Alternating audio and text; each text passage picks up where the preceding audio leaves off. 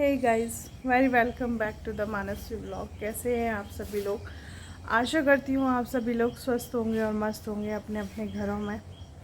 Guys, पता है नींद बिल्कुल उठ चुकी है। जब तक मैं वहाँ नहीं जाऊँगी सपना से मिलने तब तक नहीं मुझे चैन आएगा।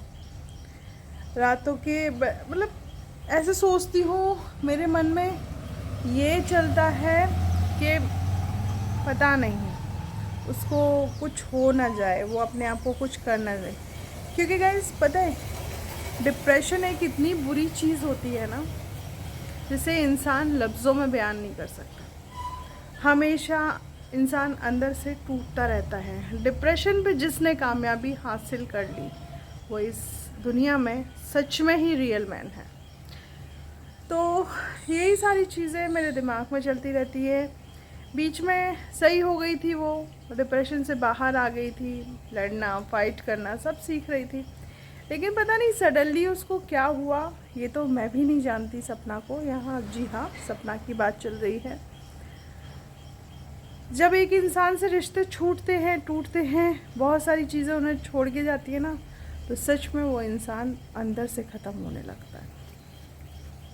तो यही सारी चीज़ें हैं जो कि उसकी ज़िंदगी में है, उसकी ज़िंदगी में चल रही हैं। सुबह सुबह का टाइम है गाइस। तो मैं बस एक ही चीज़ कहना चाहती हूँ यहाँ उससे, कि तुम अगर अपने बच्चों को देखो ना, तो तुम्हारे पास शायद ऐसी बातें सोचने का टाइम ही नहीं हो। क्योंकि तुमसे जो तुम्हारी ऑडियंस है ना, वो तुम जैसी ही परिस्थिति से निकली है, कुछ उस परिस्थिति में है। मेरे पास भी मेरी जो ऑडियंस है ना, जो सेम मेरी परिस्थिति है, वैसी ही परिस्थिति से गुजरी हुई है। तो हमें पता है इनसे भी सीखने को मिलता है। जो हमारी मेन ऑडियंस होती है ना, हमें उनसे भी सीखने को मिलता है, और हमें हमेशा सबसे सीखना भी चाहिए। क्योंकि एक ऐसी चीज़ होती है कि इस समाज में आदान प्रदान से ही वो आगे बढ़ती है। वो होते हैं विचार। विचार ऐसे रखो, संगति ऐसी रखो कि तुम उठ पाओ। तो मैं बस यही कहूँगी कि तुम्हें इतना परेशान नहीं होना चाहिए सपना। इन लोगों को मुंह तोड़ जवाब देना चाहिए। क्योंकि है ना, अब परिस्थिति वो नहीं है कि बैठ के रो, घबराओ। अगर हम ऐसा करने लगे तो इन बच्चों का क्या होगा? क्योंकि हम इनकी माएँ हैं फाइनली, और कह लो कुछ भी कह लो, पालना हमें ही है। तो अगर हम ऐसा बिहेव करेंगे अपनी लाइफ के साथ, तो इन बच्चों के साथ क्या होगा? एक माँ बनना इतना आसान नहीं होता। माँ के लिए बहुत सारे दायित्व होते हैं जो कि निभाने पड़ते हैं। जब बच्चे को फीवर आ जाता है ना, तो रात भर उसके सिरहाने पे उसकी माँ ही बैठी रहती है। तभी तो माँ को इतना बड़ा दर्जा मिला है। और ठीक है, जो फूफा को पापा बोल सकते हैं, जो पापा को पापा नहीं बोल सकते, ऐसे समाज से मैं वास्ता नहीं रखना चाहती, और ना मेरा ऐसे समाज से कोई वास्ता है। और रही बात, जो लोग घटिया लोग ये कह रहे हैं कि भाई एंगल चेंज हुए और क्या कहते हैं, म्यूज़िक सिस्टम लगा रखा है, तो वो आपकी सोच है। जो कि इतनी सारी चीज़ों में, इतने सारे इमोशंस में आपने सिर्फ उन्हीं चीज़ों को देखा। ये आपकी सोच है जो कि दर्शा रही है कि आप किस प्रवृत्ति की औरत हो। आपके साथ हुआ नहीं है ना, जब होगा ना तब आपको पता चलेगा। दूसरी चीज़ मैं ये कहना चाहूँगी कि बस अभी थोड़ा उसको, जो लोग ट्रोलिंग कर रहे हैं, जो लोग, मेरे पास मैसेज है ना, डीएम सबके आ जाते हैं इंस्टाग्राम पे कि कौन क्या करने वाला है, और हूबहू जो मैसेज आते हैं ना, सेम वही होने वाला है।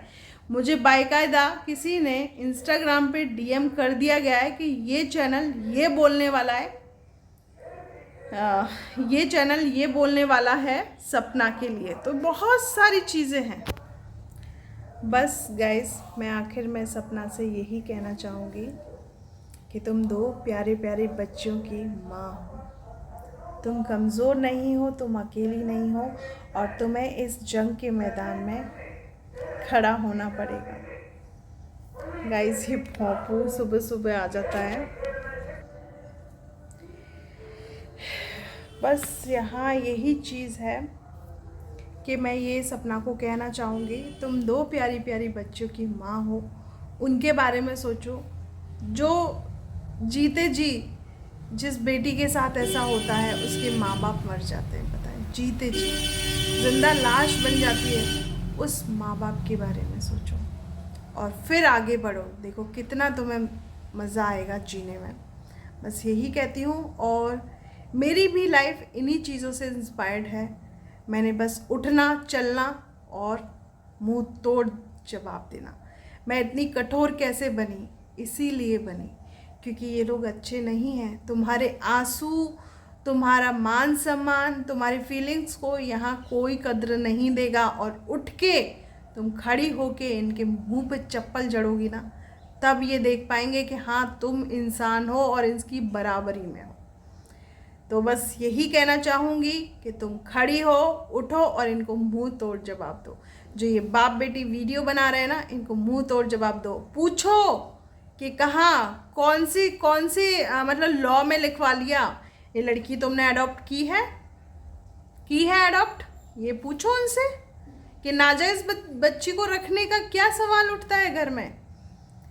आपने इसको अडॉप्ट किया नहीं है, उसके माँ बाप जिंदा हैं, तो बताइए आपका इनके घर से ऐसा क्या संबंध है कि आप इस बच्ची को ऐसे रख रहे हैं। चलिए रख लेते हैं बच्चे को, मैं नहीं कहती कि नहीं रखते, लेकिन इतना कि आप अपने घर की पोतियों को घर से बाहर निकाल दें, ये तो किसी लॉ में नहीं लिखा हुआ। और हाँ, यहाँ जो लोग कह रहे हैं ना कि सपना उनकी इजाज़त के बगैर नहीं जा सकती, तो खास लॉ में लिखा हुआ है, मैट्रिमोनियल हाउस में एक लड़की का होता है, वो जा सकती है। उसे अपने मैट्रिमोनियल हाउस में पहुंचने के लिए, जाने के लिए किसी की इजाज़त ज़रूरत नहीं होती, क्योंकि जिस दिन उसको ब्याया गया था उनके बेटों के लिए, उसी दिन वो घर उसका हो गया था। तो ज़्यादा बोलने से पहले थोड़ा सोच लिया करें, क्योंकि आपकी बहन बेटी के साथ शायद ऐसा नहीं हुआ, तब आपको इतनी बातें आ रही हैं। और जो घटिया औरतें लाइव लगा के कर रही हैं ना, तो मेरे दोनों रूपों से आप वाकिफ़ हो गए होंगे, तो टाइम नहीं लगेगा, ठीक है। तो बोलें सोच समझ के, क्योंकि उसके पीछे हम खड़े हैं इन द सेंस बहुत सारे लोग खड़े हैं जो उसकी ऑडियंस है।